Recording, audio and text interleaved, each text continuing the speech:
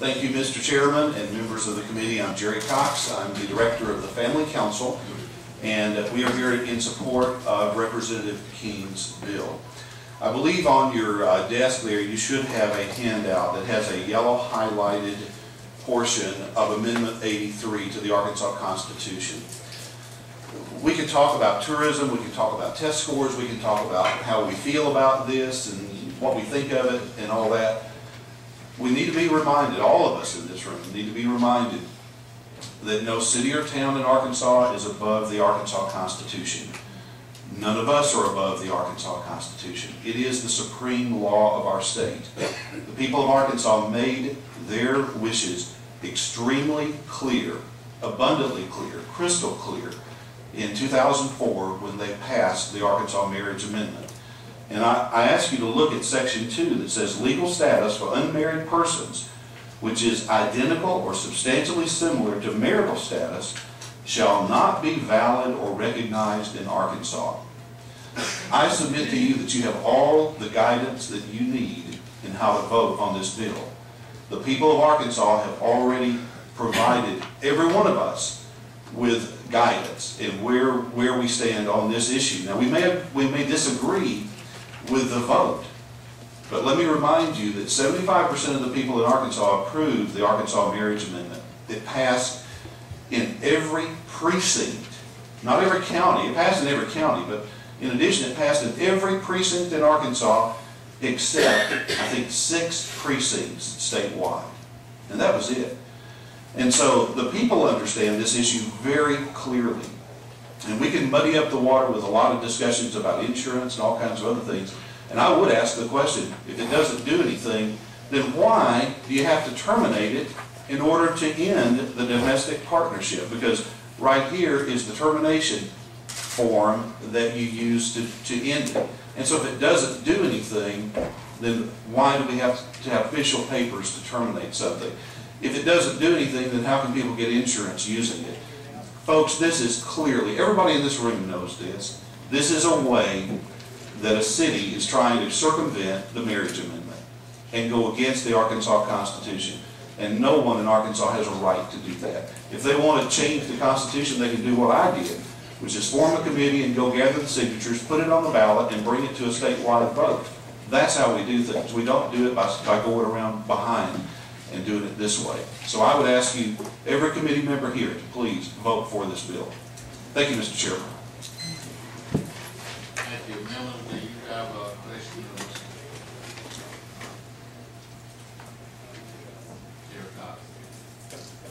Thank you, Mr. Chairman.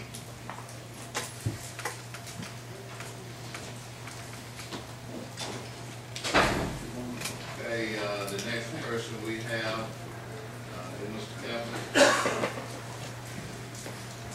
Kaplan, remember that the sponsor have to have time closed. Yes, sir. Thank you, Mr. Chairman and members of the committee. My name is Phil Kaplan. I practiced here in Arkansas for over 40 years with a particular emphasis for a considerable period of that time on constitutional matters.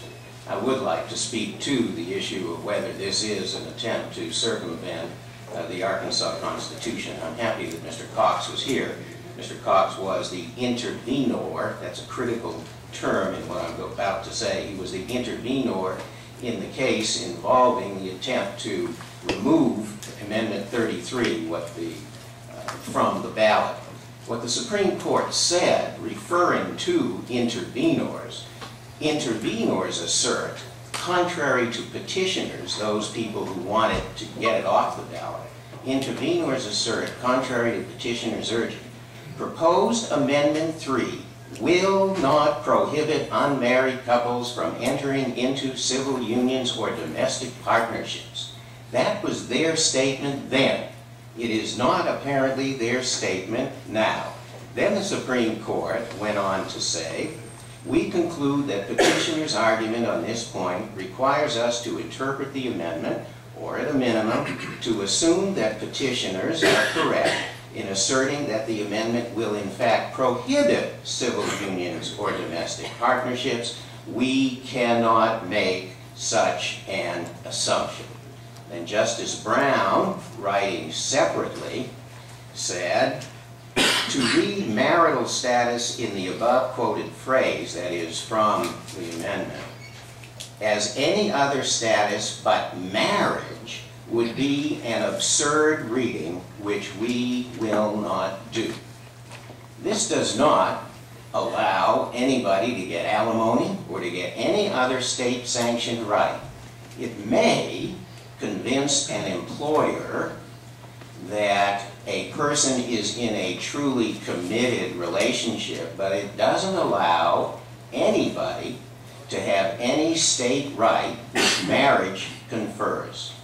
Now, this is not an attempt, and even Mr. Cox's group at the time of the amendment clearly did not contemplate that this was an attempt to circumvent. And to address the issue of whether a group has to come to the General Assembly in order to enact something like this, I would remind you that the state already says any city of the first class, this is 1443-602, any city of the first class is authorized to perform any function and exercise full legislative power in any and all matters of whatsoever nature pertaining to municipal affairs. That's home rule. This is a statute enacted pursuant to home rule. One does not have to come to the state legislature. The appropriate method, the appropriate way of dealing with this, if somebody didn't like the fact that it didn't get on the ballot, is to file suit. If it was a technicality that was inappropriate, the Circuit Court of Carroll County will take care of that rather quickly. And so, if someone wants to have a petition, it isn't very hard to get someone to look at that petition, get it properly, in proper form, and if a city official says, no, you can't do it, it isn't in proper form, you go to the Circuit Court, and that's what's done all the time in this state. This is clearly attempt to violate home rule, not to violate the Constitution, Amendment 83, but an attempt to violate home rule. Thank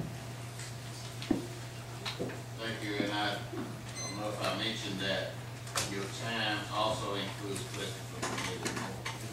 Now, you have 1 minute and 4 seconds left. And that includes time for the committee to ask questions.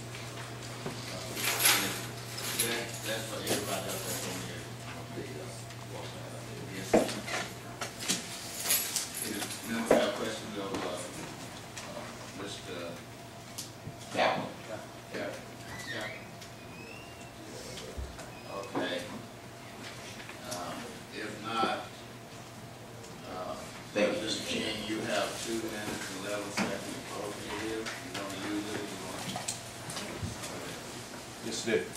Thank you, Mr. Chairman and members of the committee. You know, this is a controversial, and you know, it was very controversial when it happened.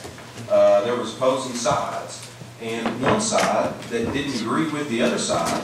If we want to talk about supportive, as you see.